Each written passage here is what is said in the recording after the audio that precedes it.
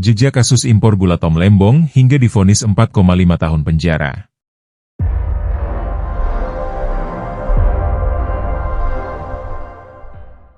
Thomas Trikasih Lembong, yang dikenal sebagai sosok ekonom publik berdarah biru dan pernah menjabat Menteri Perdagangan 2015-2016 ditetapkan sebagai tersangka kasus korupsi impor gula pada 29 Oktober 2024.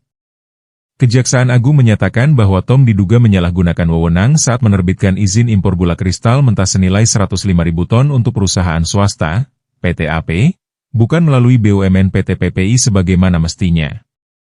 Berdasarkan keputusan Menteri Perdagangan bersama Menteri Perindustrian Nomor 257 Tahun 2004, hanya BUMN yang berhak melakukan impor gula mentah untuk distribusi nasional. Kebijakan Tom yang memotong rantai ini membuat negara merugi hingga 578 miliar rupiah, dan transaksi tersebut diindikasikan mengalir ke perusahaan swasta perantara. Tom langsung ditahan di Rutan Salemba Cabang Kejagung setelah ditetapkan tersangka. Pada 3 Oktober 2024, tim penyidik Jampitsus melakukan penggeledahan di kantor Kementerian Perdagangan. Dokumen dan barang elektronik, termasuk surat persetujuan impor dan catatan rapat koordinasi, disita sebagai barang bukti. Penggeledahan tersebut menegaskan bahwa penyidikan tak hanya berbasis dokumen tetapi didukung bukti nyata dari pimpinan kementerian. Tom dan tim kuasa hukum kemudian menggugat penetapan tersangka melalui pra-peradilan. Mereka berargumen bahwa kebijakan impor gula termasuk dalam ranah administratif dan tidak mengandung unsur mens rea atau niat jahat bagaimanapun. Tom tidak pernah menerima uang korupsi secara pribadi. Namun, gugatan tersebut ditolak. Hakim menyatakan bahwa penetapan tersangka dan penahanan dilakukan sesuai prosedur hukum sejak tahap penyelidikan. Kasus ini mencetak titik balik penting, bukan hanya materi hukumnya, korupsi impor gula, tetapi juga menyentuh otoritas kebijakan pemerintahan. Perdebatan antara kebijakan ekonomi negara dan hukum pidana kini memasuki bab baru. Sidang perdana Tom dilaksanakan pada 6 Maret 2025 di Pengadilan Tipikor Jakarta Pusat. Jaksa mengajukan dakwaan berdasarkan Pasal 2 Ayat 1 dan Pasal 3 UU Tipikor, dengan menekankan bahwa importasi gula tak sesuai prosedur telah menyebabkan kerugian negara hingga 578,1 miliar rupiah. Untuk mendukung dakwaan, jaksa menghadirkan sekitar 90 saksi, termasuk pejabat kementerian, staf Kemendak, dan pengusaha gula yang mendapat izin impor. Termasuk saksi ahli dari klaster Kemenko Perekonomian serta perusahaan gula swasta.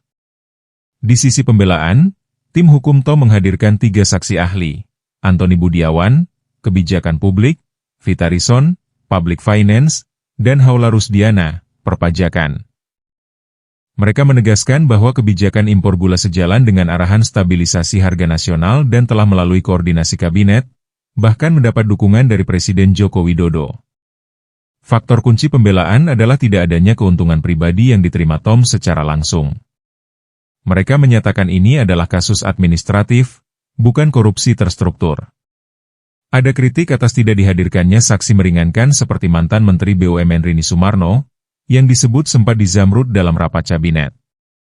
Sidang berlangsung tegang. Tom duduk di barisan terdakwa, wajah tenang di antara hakim dan jaksa. Pada 4 Juli 2025, jaksa menuntut 7 tahun penjara dan denda 750 juta rupiah. Pembelaan Tom dalam pledainya, 9 Juli 2025, menitikberatkan pada ketidaktegasan jaksa dalam membuktikan niat jahat. Mereka menyatakan vonis pidana seharusnya tidak dikenakan karena substansi praktiknya bukan untuk memperkaya diri, melainkan untuk menjaga stabilisasi harga. Sidang ini menimbulkan pro kontra. Sebagian kalangan menilai keputusan Tom berpotensi mengeksploitasi sistem distribusi gula dan memperkaya pihak-pihak tertentu. Sebaliknya, sebagian lagi menyoroti dilema antara diskresi kebijakan publik dan dipidanakannya seorang pejabat publik. Pada 18 Juli 2025, Majelis Hakim yang diketuai Denia Arsan Fatrika menjatuhkan vonis 4 tahun 6 bulan penjara dan denda 750 juta rupiah subsidiar 6 bulan kurungan. Meskipun vonis ini lebih ringan dari tuntutan jaksa, hakim menyatakan Tom terbukti melanggar Pasal 2 UU Tipikor Yungto Pasal 55 KUHP menetapkan bahwa ia bertindak melawan hukum, tanpa rapat koordinasi, melewati skim BUMN, dan merugikan negara.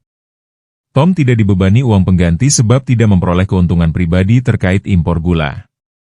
Hakim juga mempertimbangkan sejumlah keadaan yang memberatkan dan meringankan dalam menjatuhkan vonis kepada Tom. Keadaan memberatkan, Tom saat menjadi Menteri Perdagangan dinilai terkesan mengedepankan ekonomi kapitalis bukan Pancasila. Sementara hal meringankan yaitu Tom belum pernah dihukum, kooperatif dalam persidangan, tidak menerima keuntungan pribadi, hingga berlaku sopan selama persidangan. Reaksi politik muncul kilat. Anies Baswedan yang dikenal sebagai rekan Tom sejak Pilpres 2025 mengungkap kecewa terhadap vonis ini. Ia dinilai mencerminkan ketidaksesuaian antara norma politik dan hukum pidana atas kebijakan publik. Tom Lembong langsung mengajukan banding melalui tim hukum yang mempertahankan bahwa putusan ini mengabaikan prinsip, tidak ada niat jahat, dan memperlakukan kebijakan diskresi pemerintah sebagai kejahatan.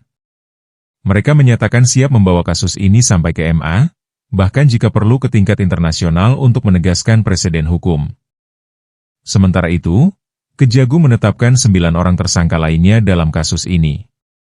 9 orang tersangka itu merupakan pihak swasta yang berperan melakukan pengolahan gula kristal mentah menjadi gula kristal putih.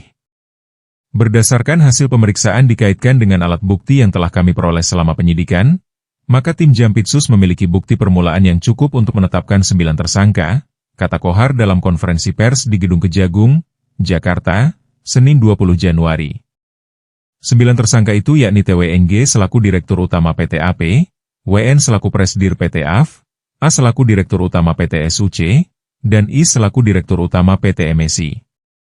Kemudian Sep selaku Direktur PT MP, Head selaku Direktur PT BSI, ASB selaku Direktur Utama PT KTM, HFH Direktur Utama PT BFM, dan S selaku Direktur PT PDSU.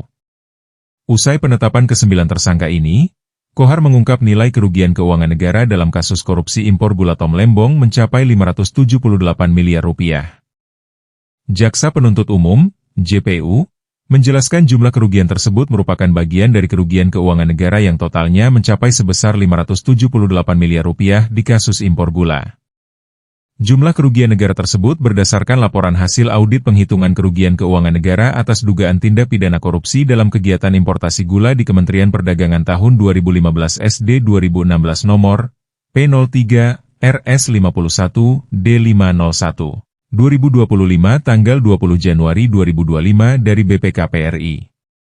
Tom Lembong mengaku kecewa karena dakwaan yang dibacakan JPU tidak jelas dan tanpa dasar yang bisa dibuktikan. Saya kecewa atas dakwaan yang disampaikan, sebagai contoh dalam situasi di mana soal kerugian negara dalam perkara saya semakin tidak jelas, kata Tom usai sidang dakwaan di Pengadilan Tipikor Jakarta, Kamis 6 Maret lalu. Dampaknya pun luas. Publik dan media nasional seperti Tempo dan Hukum Online menyoroti fenomena, pidananya kebijakan publik, dan apakah vonis ini membuka pintu bagi kriminalisasi pejabat dalam pengambilan kebijakan ekonomi. Akademisi hukum menyebut ini sebagai test case integritas hukum tata negara.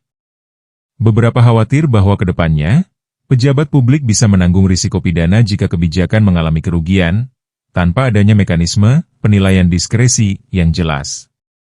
Secara institusional, Kemendak dan Kemenhub pun tengah merancang revisi kebijakan impor pangan dengan prosedur lebih transparan, board review lebih komprehensif, dan audit rutin oleh BPK. UU Tipikor juga diusulkan untuk merevisi klausul mens rea agar tidak diterjemahkan secara arbitrer. Kasus Tom Lembong bukan sekadar perkara individu. Ini mengangkat perdebatan mendalam antara hukum dan kebijakan publik, antara niat berdasar stabilisasi dan niat pidana. Jika kebijakan bisa dipidana, apa artinya diskresi pemerintah? Pasca vonis, publik pun menanti. Apakah hukum akan menjadi instrumen keadilan atau kontrol politik? Bagaimana masa depan pejabat publik dalam menghadapi keduanya? Keadilan bukan hanya soal menang kalah, tapi bagaimana hukum menjaga ruang kreatif kebijakan tanpa menabrak korupsi.